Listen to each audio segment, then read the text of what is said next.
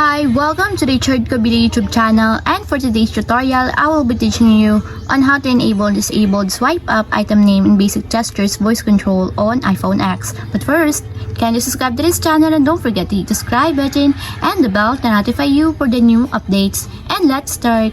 Using your iPhone X, from your home screen first, go to Settings. Then into Settings, scroll down and find the Accessibility and then Top.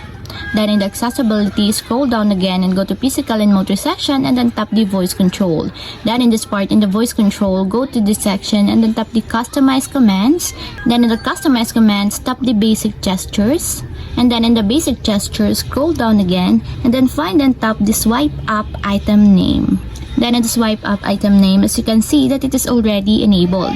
But you have to activate also the switch button under the confirmation required to fully enable the swipe up item name in your basic gestures until it becomes green. And if you want to disable or turn off, just tap again the switch button just like this. And that's it, we have successfully enabled disabled swipe up item name in basic gestures voice control on iPhone X. If you have a question, can comment down below and don't forget to hit the subscribe button and the bell to notify you for the new updates. And thank you for watching!